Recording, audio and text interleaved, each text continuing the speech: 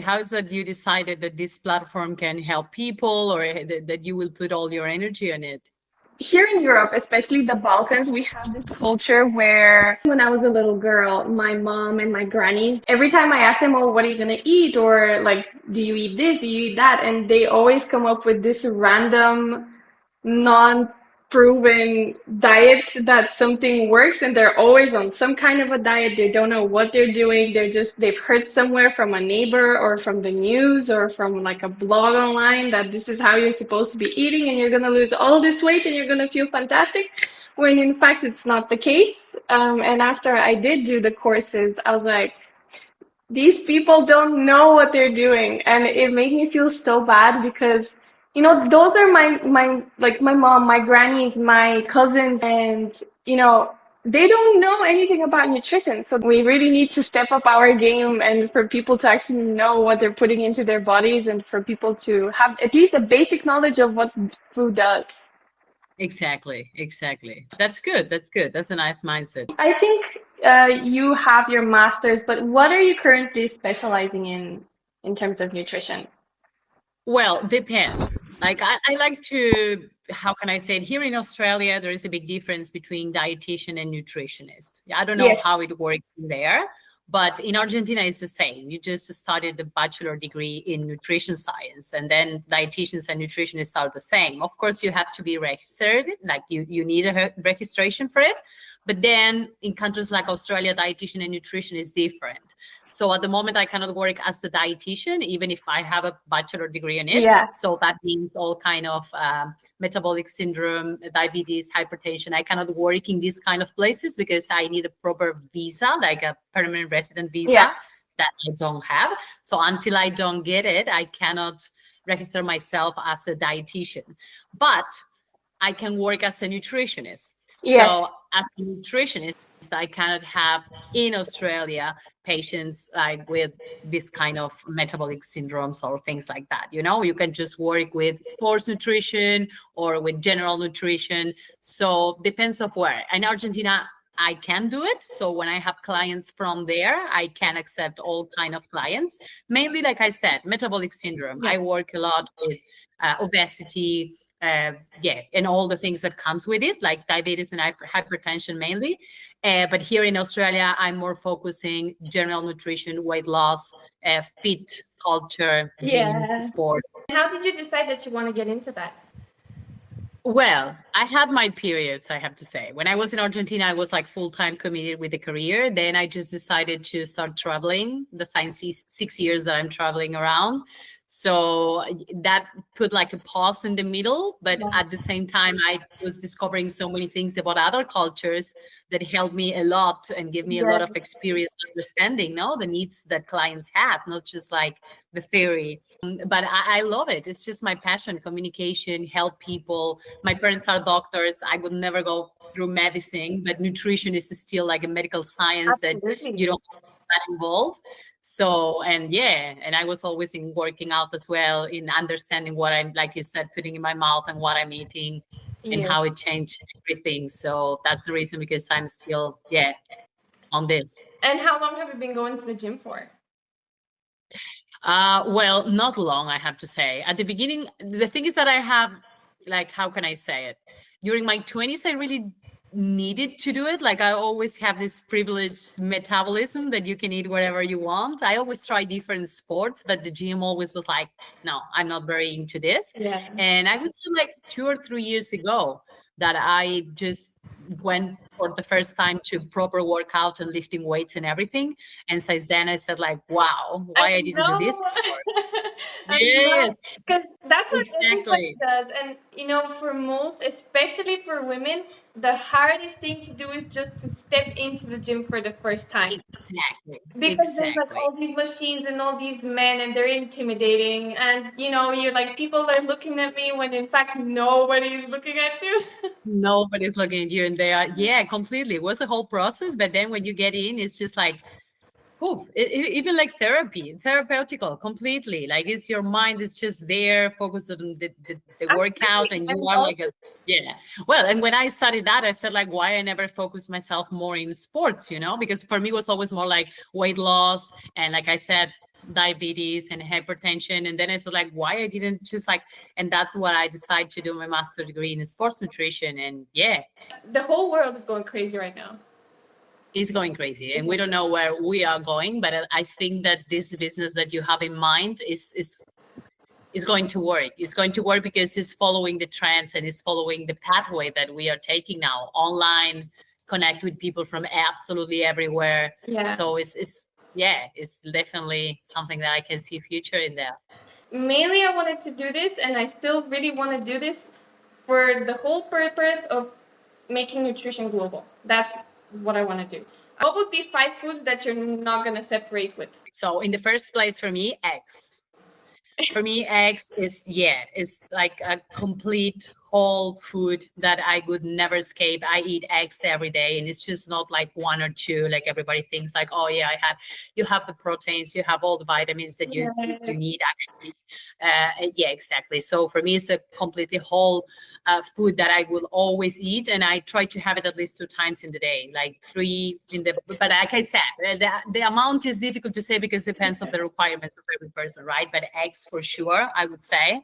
Then if we have to continue with proteins, because for me, one of the most important things, yes, I would say like meats, I would say red meat, but I would like to put fish in the first place. The problem is that nowadays it's not easy to find fresh and good fish. Like it's like not from farms and with a lot of hormones and everything. So yeah, basically like fresh fish, if I can choose, for sure. Good fats, good protein intake. So yeah, definitely I will go with it. Continue with fats, I would say olive oil, for all the reasons that everybody knows, like it's one of the best fats that we can eat. Definitely, yes. All kind of greens, antioxidants, micronutrients, and fiber is super important for me. Always in my lunch, there is a salad that I try to, at least every day. Every day I have to make that intake of greens. And then, well, I would say like, blueberries and strawberries, I'm a big fan of it. If we have to incorporate as well antioxidants, they don't have like a lot of sugar in it, if I have to choose from that. But I'm like a very big fan of protein, so probably I will go with a yogurt as well. There are a lot, but I would say that these 5 are in my diet for sure. Like it's the base of my diet every day. Yes. And carbs. The problem is with carbs, there is it depends of the person. I think that oats are a very good food that you can take with fiber and carbohydrates, but I understand that now a lot of people is eating without gluten, so it's probably not for everybody. Yeah, but like I said, it's difficult to say like just 5 foods. It depends of how do you eat the rest of the day. You can just like follow all these things, and then at night you are lazy and you just go to KFC or McDonald's, and then all the benefits of your diet. Like, yeah, even if a cheating meal is always nice, but when I'm talking about what you do every day, so it's not just one food, it's everything. Yes. Not just the protein. You can take protein if you want, but if you don't go to the gym and you don't exercise your muscles, there's no point. Probably the excess of protein will be completely useless.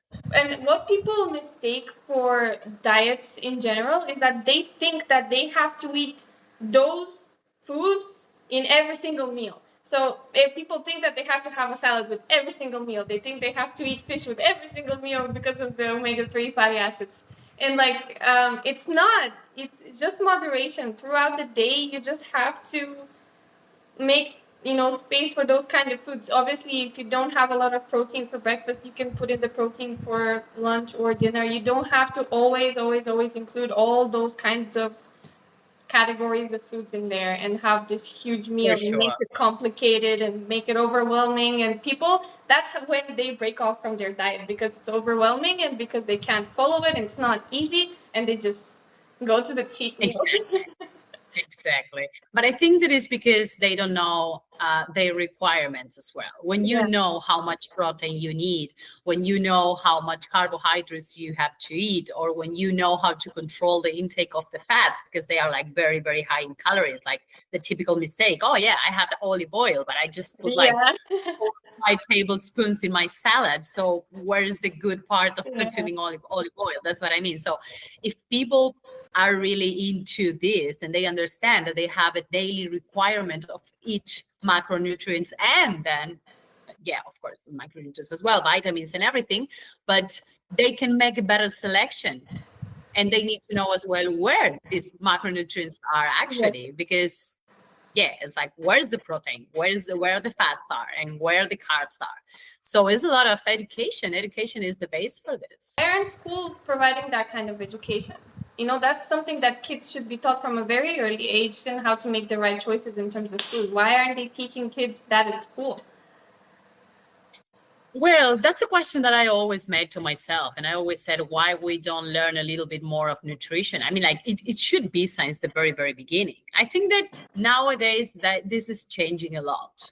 Like I'm talking, like I said, from a generation where Yeah. there was not any way that we could talk about this, like in high school and everything. I think that now the new generations, they have access to more information, even if they don't want it. It's in Instagram, it's scrolling or whatever. They started to take more information about what they have to eat and everything. I mean, in general, we have to eat what the industry provide us. You know what I mean? Yeah. Like there is no place for, like we can say like, yeah, it's super nice to eat fish. But if you don't live in a country where the fish is arriving and you cannot get it price or fresh, you will not eat fish. So you have to find another way to get your omega-3 or whatever. So I think that it's based on that, is what is available in everything. If you live in a country, I don't know, Italy, like if you go to Italy, pasta and carbs and fresh bread and everything for breakfast, it's like without any kind of guilt. Yes. You know, it's part of the culture. Then there's the other thing, the way that the crops there are made and how they're processed is a whole different way that they're processed in different parts of the world, which is why gluten has such a big problem with people from other parts of the world. But when they go to Italy, the gluten is not a problem. Do you take any supplements? I do take supplements, yes. I have my protein powder, of course. I whey would say that you're taking vitamin D. Are you supplementing vitamin D? Not really. Now that I'm living in Australia, I don't have problems with vitamin D. I did it when I was living in Germany. The first year, I thought that was just like, oh, no way. It's not going to happen to me. I don't need to supplement vitamin D. And after the first winter pass, was like, okay, I definitely need to start the supplementation with vitamin D, because yeah, I was going to work when it was dark and I finished to work when it was dark already. And I was just like, yes, so depressed. So yes, there I started, but not here in Australia. Luckily, it's a country that even if the winter is a little bit cold here, but I don't have any problems with vitamin C. My analysis were always okay with that.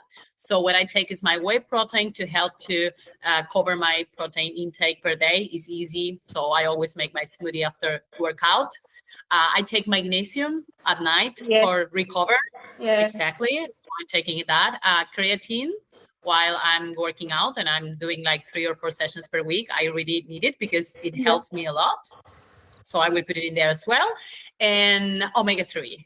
Like I'm taking my fish oil pills. Yes. 2 per day. I don't have access to good fish in here, even if people says like, oh, but Tasmanian salmon, whatever, it's just like farm.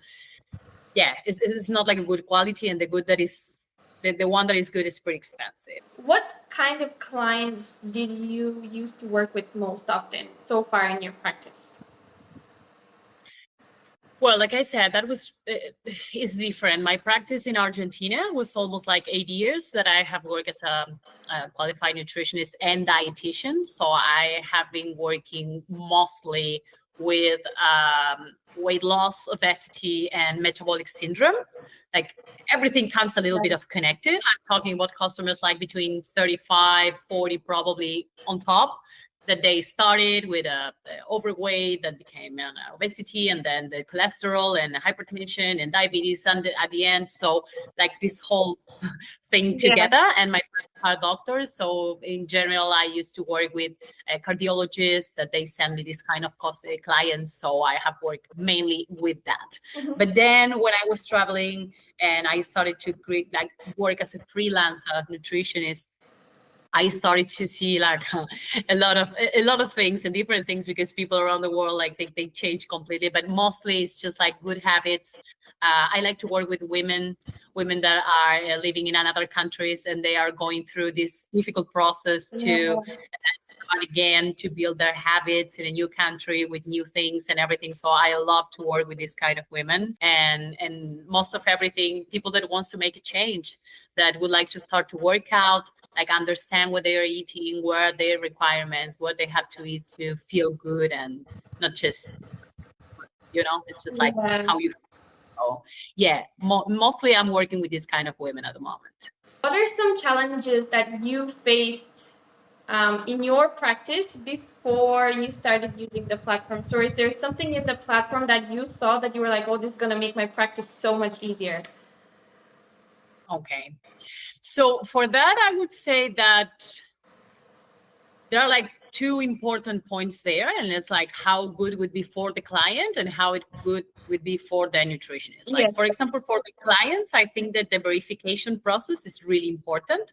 Like, that is going to build certain kind of trust. The client is going to work with professional and qualified professionals. Yes, which is a lot for them, because that nowadays is a little bit, you go on social media and you will find like any kind of people saying that they will help you with it. So I think that the verification of the professionals is going to help a lot. And at the same time, I think that this matching system that you have for them, where they can find the nutrition or the dietitian that meets their needs, exactly what they are looking for, is like really, really good. And then for the dietitians, I think that all these building tools that you have in there, like for payments, client records, and everything is just in one place. Yes. I think that I found that amazing, because you don't need like 5 different apps to do one thing and the other. So exactly. So you have everything in there, which is like really, really good. And I think that visibility as well is something pretty important for us, for professionals, because it's helping us to reach people that is already looking for nutritional support. Yes. So we don't have to just rely on social media and this constant presence that we need to have in order to be seen. Was there a feature that you saw on the platform that you liked specifically? Well, regarding the features, is like I said, I really like all these tools that you have for payments, for the client records and everything. I think that this is very, very valuable. And I would say, again, like basically the visibility, like the possibility to be there and to connect with the people. Like if we put all this social media on another side, it's just like, I think that that's the most important thing. But all these tools that you have in there already, they are amazing. Like just, because it gives the professional more time to do what they really want to do. Yes. And not to waste time all the time in online presses and all these other kind of things like bookings, appointments, and payments, and things that are so that you come now with this format, like with this option, is really good. It's really good for us. We can really focus on what we have to be focused, that is to help the people. What would you tell another dietitian if they were just considering to use the platform? What I would tell? Well, for sure that they have to do it. Just try it. Like, you don't need to be perfect or having everything figured it out before to start, It's like sometimes or many times we hold ourselves back because we think that we need the perfect website or, like I said, Instagram and the full setup. But really, it's just the best way to grow is just starting. And this platform gives us like a safe place when we can do that. You know what I mean? It's like you can connect with people and that are genuinely looking for like a nutritional support.